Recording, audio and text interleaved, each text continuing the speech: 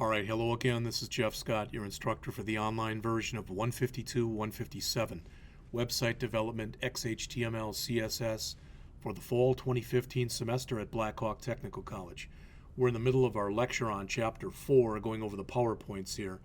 And notice we've got CSS background image property. And here we're saying we want to set the body of our background to be an image. Now, I've done something that looks, for lack of better words, a little bit hideous on here, and that is I've come through here and I took that B, and right here it's repeating. In other words, I want it to show all over the place. Okay? So it just repeats all over. Now, you maybe have seen sites like that. They're hard to look at, hard to utilize, etc. But I should be able to come in here, and where I've got that background image, what I want to do is I want to work with the repeat property. And I just have to remember how to use it. All right. So it's background repeat.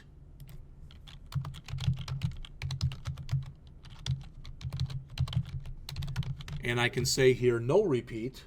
I think it's no hyphen repeat. And you'll notice as soon as I say this, how much it changes. All right? I still have that progress bar, but other than that, it looks pretty much the same as it did before. All right? So there's no repeat, and there's a few other ones. Let's see. You can repeat it on the X, and you can repeat it on the Y. So I don't remember how to do it, and I don't feel like looking it up right now, so I'm going to Google, and I'm going to say CSS background image repeat. So I can set it to repeat X, repeat Y, or no repeat. All right? So by default, if you put nothing in there,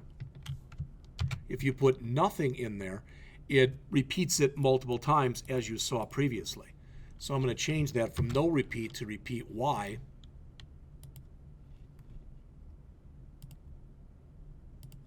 And you can see how it repeats on the Y-axis. I'm going to get rid of this progress bar. And I will do it one more time and change it to repeat X. Let's get rid of that progress bar here.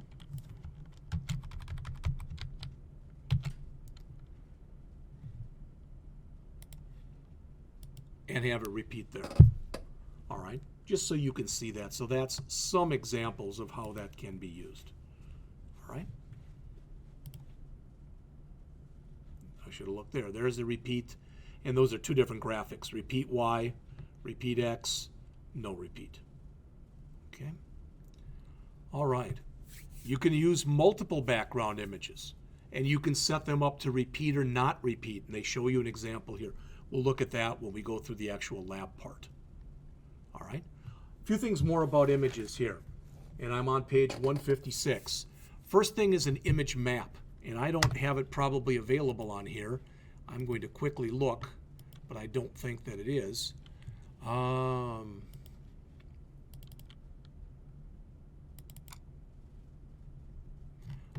like I said, I don't think it's here, but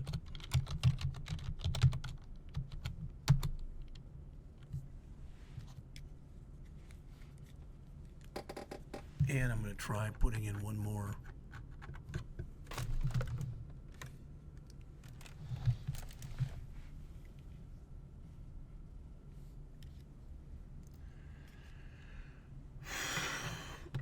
Well, I have to look for it, but I've got a thing that I've actually created for students that has an image map in it. So I will try to remember to take that, find it, and put it out there. I did it with Mount Rushmore. Now, let's see. Let's see if we can find one that's online.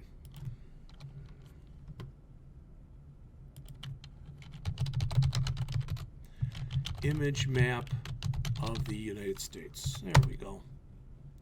So if we bring that up, the idea with an image map, and that's not what I wanted to show you, but with an image map of the United States, what you can do is you can click on any of the states and bring up information about that state. All right. United States image map. Let's see if that has it.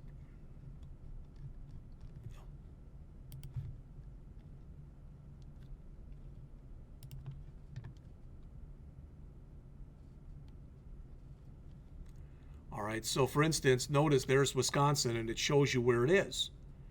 Now you can even set it up so if you click on Wisconsin, it brings up the Wisconsin homepage. That type of an idea. All right, maybe you've seen that kind of thing before. So with an image map, anything that you put in here that you want to be able to highlight and click on and make it do something, that's called a hotspot. So you've got a map element that defines your map, an area element that you can set to rectangular like we have here, circle or polygon. All right, so you can set stuff up. Favicons, maybe you've seen this before, a square image associated with a web page that maybe you've gone out. Let me try one here. There's one right there. And let's see if we go out to like Amazon.com. We just get the little locked icon there. All right, how about W3 schools? All right, there's really nothing there. But the point is, when you're working with this stuff, it's usually a square image associated with a web page, and this is how you create them. I'm not going to worry about that right now. We've got way too many other things to learn before we're concerned with favicons. All right. Next thing that's in there, they talk a little bit about sprites, starting on the bottom of page 159 and going on to page 160. A sprite is an image file that contains small graphics that you can configure and you can use them. All right. But again, we're going to get into them more in Chapter 7, so I'll put off on that till this time. All right, a couple things about graphics. First of all, do not, one more time, do not go out to a website, right mouse click on, choose View Page Source, and grab their graphics. All right, and call them your own. At a minimum, email the person if you want to use their graphics and get at least email consent to do that. All right. You can create your own graphics by using something like GIMP or Photoshop or Fireworks, and there's other things. You can download graphics as long as they say they're free. You can purchase graphics. You can have someone create graphics for you. All right. But the other thing too is what people do sometimes is they link to somebody's page that has just for the graphic. You don't want to do that either because you're using their bandwidth in order to be able to do that. All right.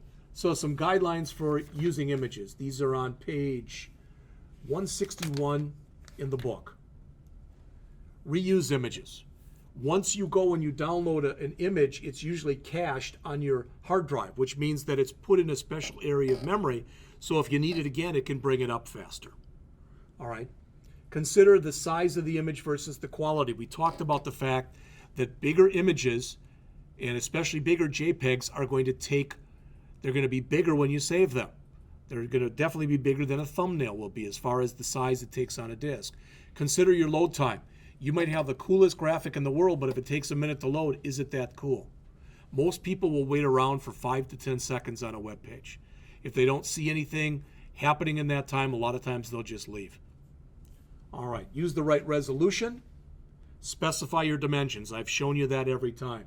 Beware of brightness and contrast. Gamma is the brightness and contrast of the monitor display. Monitors used with Mac and Windows use a different gamma type setting. All right, so your stuff might look different in one versus the other.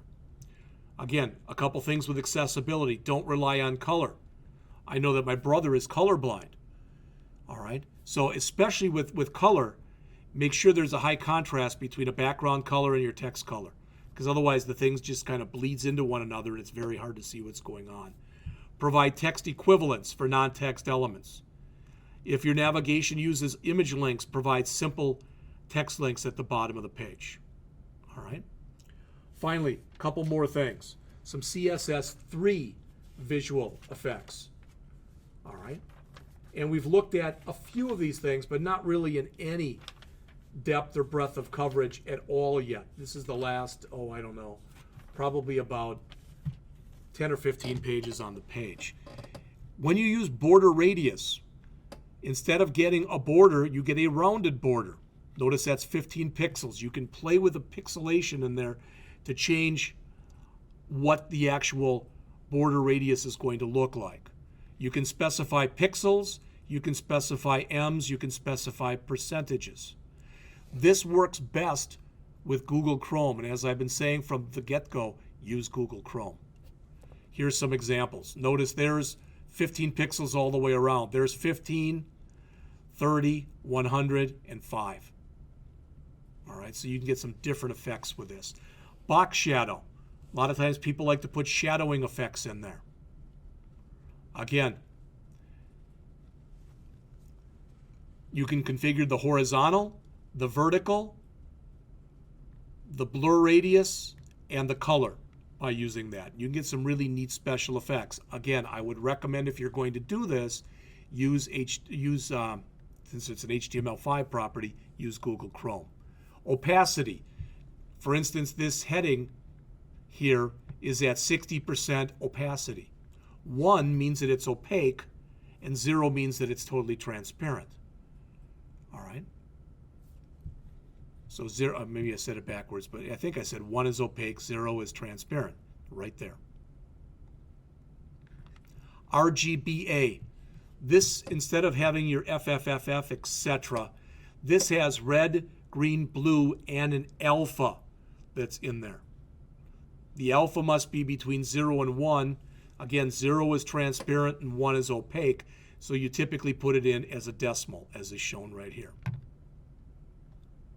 Not only is there RGBA, which is red, green, blue, alpha, there's HSLA, which is hue, saturation, lightness, and alpha. All right? This is especially important when you start to go into things like gradients and the like, and we're going to talk about those in later chapters. A little bit of gradient in here, where you go and you kind of morph from one color to another. Now that I purposely went over very quickly because we're going to look at it more in depth when we go through the exercises. So this chapter talked more about some of the visual elements and some work on graphics. All right, that's it for Chapter 4.